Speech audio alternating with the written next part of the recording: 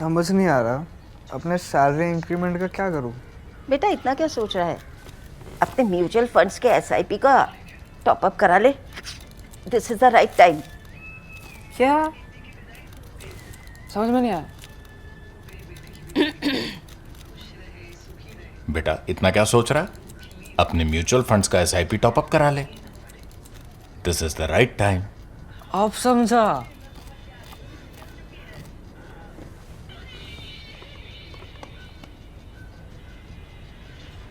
Mutual fund investments are subject to market risks. Read all scheme related documents carefully.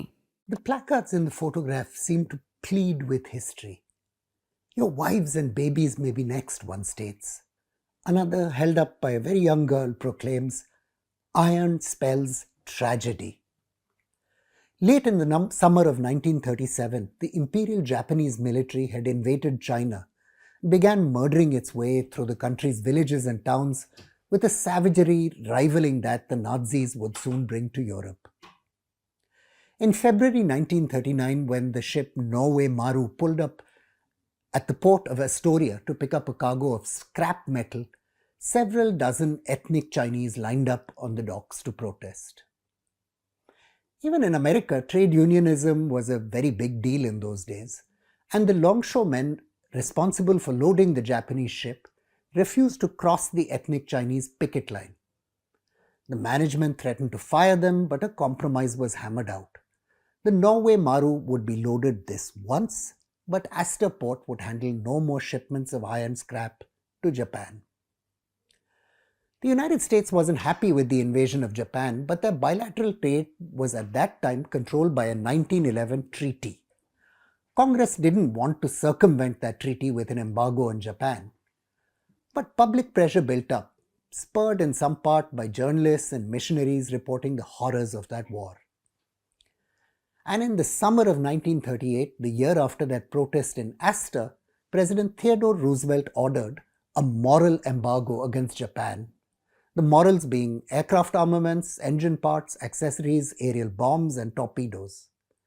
The moral embargo was soon extended to include molybdenum, aluminium, and equipment required for producing aviation fuel. Late in 1940, when China pushed south into Indochina, the United States finally abrogated the treaty and imposed embargoes on the export of all kinds of material, including iron and steel scrap and aviation fuel. This story probably sounds familiar these days, because it is. Last month, in response to new tariffs introduced by President Donald Trump's administration, China announced it would, in retaliation, restrict exports of rare earth minerals, which are key to a manufacture of a swathe of high-technology civilian and military devices, for everything from windmills to the phone or computer you're watching this episode of ThePrint Explorer on.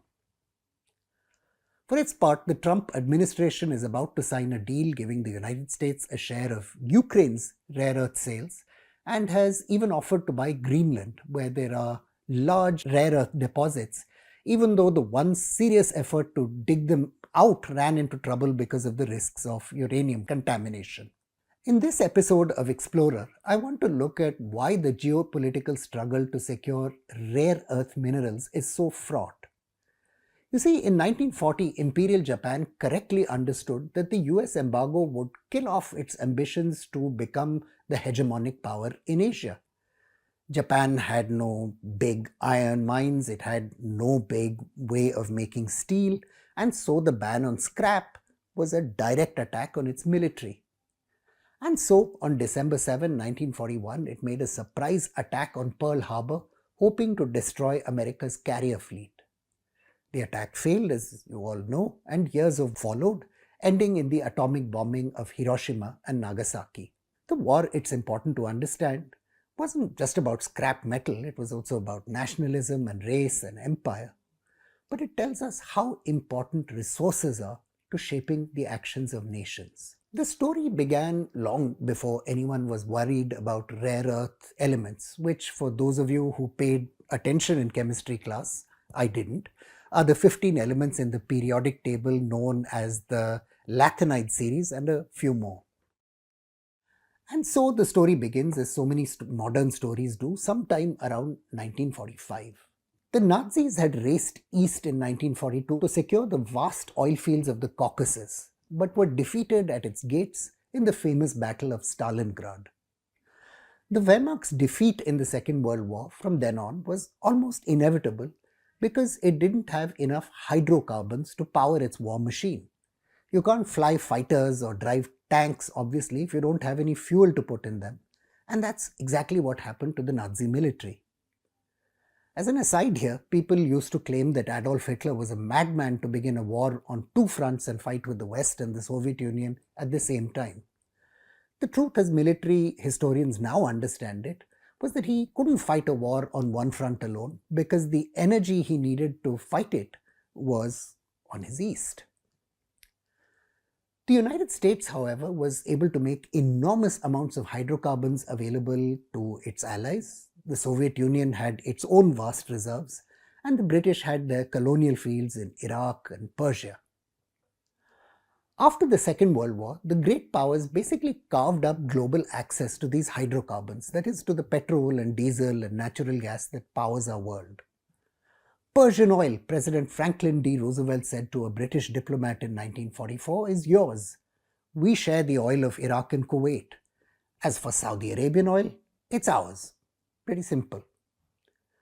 The Soviet Union was also, as I mentioned, a big oil exporting nation, which caused some economic problems of its own, but this meant it was happy to go along with this arrangement. In case someone in Moscow got any ideas though, Washington spelt it out. Let our position be absolutely clear, President Jimmy Carter said in 1980 after the Soviet Union's invasion of Afghanistan. An attempt by any outside force to gain control of the Persian Gulf region will be regarded as an assault on the vital interests of the United States of America, and such an assault will be repelled by any means necessary, including military force. In the course of the Iran-Iraq war, President Ronald Reagan used the US Navy to escort oil tankers through the Persian Gulf. In 1991, President George H.W. Bush had to send in the military to protect oil-rich Kuwait from Iraqi ruler Saddam Hussein's troops. The thing is, doing all this costs a great deal of money. Hudson Institute scholar Arthur Herman, in a superb analysis, notes that, and I quote, keeping the region's shipping lanes, including the Straits of Hormuz, open to tanker traffic costs the Pentagon on average $50 billion a year, a service that earns us the undying enmity of populations in that region. He's right. Princeton University's Roger Stern has estimated that the US's oil mission cost it $6.8 trillion from 1976 to 2007. On an annual basis, he notes, the Persian Gulf mission now costs about as much as did the Cold War. Look at this chart produced by the United States Energy Information Administration. Today, and people generally don't understand this, the United States now produces more crude oil than any country in history has ever done. It doesn't need Saudi Arabia or Qatar or Iraq to meet its own needs. Trump understands this, and I suspect there will be some interesting developments in the Middle East as his cost-cutting shares fall on the US military. The thing he doesn't have, though, is rare earth elements. And if you think your future is about robots and artificial intelligence and quantum computing, or even just about making better mobile phones, that's a big problem. Among the many blessings rare earths bring to our world, they also have a downside. Few things are as toxic for the environment and dangerous to workers to produce. The process of mining generates dust laden with radioactive materials. The second stage, the refining process, which uses sulfuric or hydrochloric acid to separate the elements from their parent rock, spews dangerous chemicals into the soil and water. The primary processing, the third stage, generates slag with high levels of radioactivity. Finally, there's a problem of disposing of the finished products. All can cause organ damage if inhaled or ingested, and 5, promethium, gadolinium, terbium, thulium, and holmium, can cause radiation poisoning. The scholar Julie Michelle Klinger writes that in China, I quote, radioactive rivers, cancer villages, acute chronic arsenic toxicity, and long tooth disease constitute an environmental and epidemiological crisis so grave and expansive that addressing it is now viewed as a matter of national security and territorial integrity. And interestingly, that's exactly why America gave the rare earths industry to China in the first place. In 1982, the well-established Mountain Pass mine in Southern California had just completed a $15 million separation plant to allow for a 35% production increase. At the time, the mine was responsible for 70% of the annual global production of rare earth oxides. Edward Nixon, the very right-wing President Richard Nixon's brother, by the way, had played a big role in founding the Environment Protection Agency. Edward Nixon argued that many of the more toxic processes involved in rare earths could be moved to China in order to reduce environmental liabilities in California and to save the company's costs. This, of course, neatly tied in with the outreach President Nixon's government had begun with China and which had flowered under the liberalizing Chinese Premier Deng Xiaoping. Around the same time, China's Ministry of Finance, the General Administration of Customs, and State Administration of Taxation began offering rebates to Chinese companies and joint ventures for rare earth exports. This drew a lot of American FDI from companies wanting to process rare earths in China and then sell them back to the US. Things came to a head in 1997 when the Mountain Pass mine was found to have spilled some 600,000 gallons, about 2.5 liters make a gallon, of radioactive wastewater into the desert, leading to big fines and settlements with potential victims.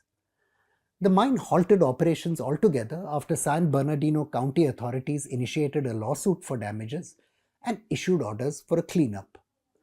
Mountain Pass moved its more dangerous operations to China, giving Beijing control of some 97% of the global rare earth production at the time. A long line of companies followed in its footsteps. Magnequench, an Indianapolis-based company specializing in producing neodymium magnets, had relocated to Tianjin in China by 2003. The company shut down the last US-based factory used to make some of the magnets which are a key component of American cruise missiles. The benefits this gave to China are pretty clear. In the 1990s, for example, the United States was still the front runner in what is called the sintered rare earth magnet industry. But when US mining of rare earth stopped, the magnet industry and the expertise moved to the People's Republic. When the United States still maintains its cutting edge on these magnets, it accounted for 12 of the top industry producers. Today, China holds the dominant position in the industry. Chinese components produce over 80% of the magnet materials, and there are only a few facilities outside China that retain the capability of processing rare earths on anything like a commercial scale. Thomas Jefferson, the American founding father, once observed that, and I quote, "Merchants have no country.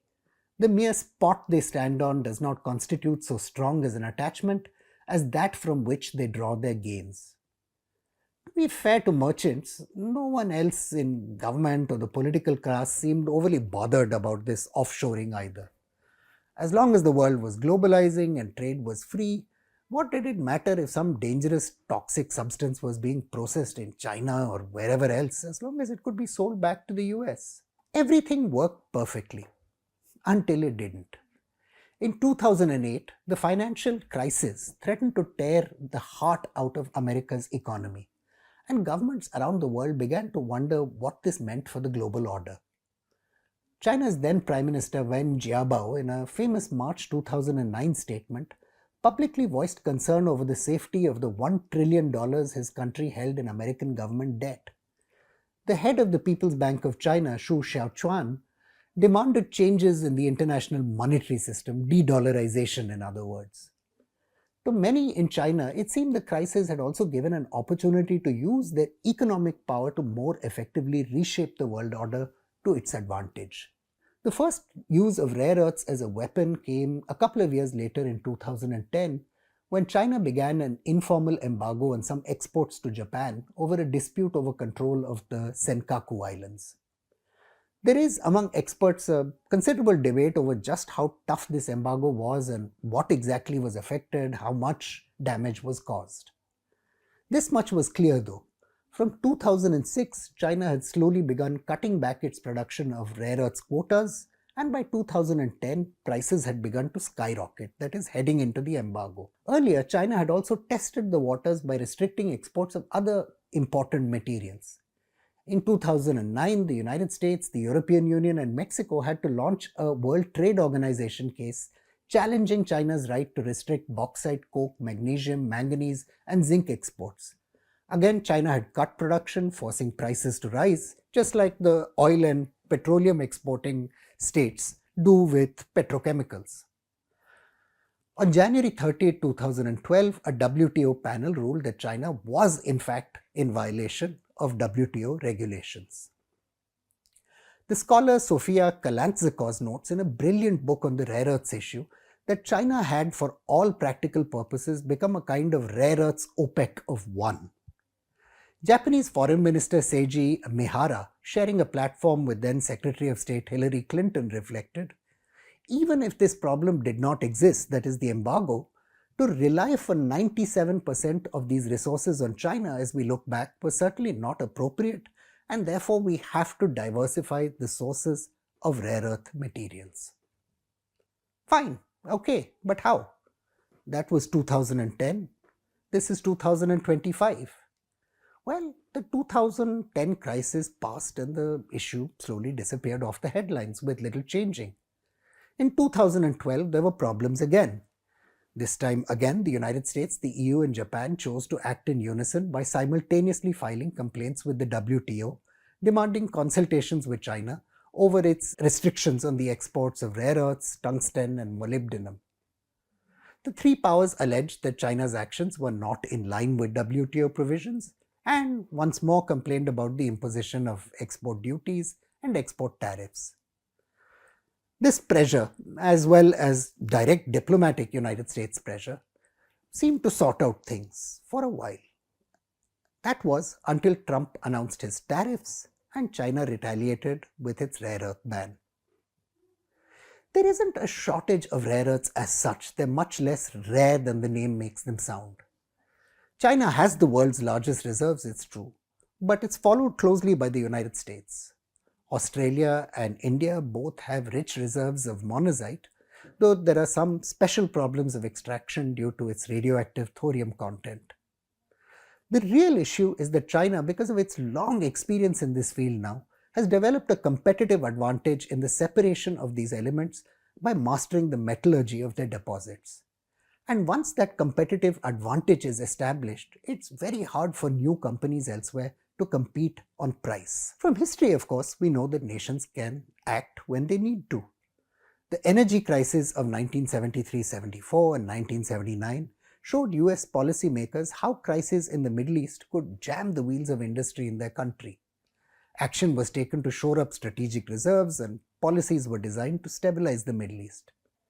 And most important, American domestic oil production stepped up.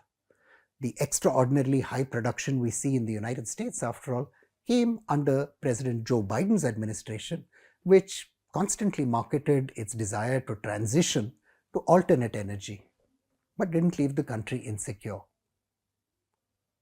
Where all this leaves India isn't completely clear.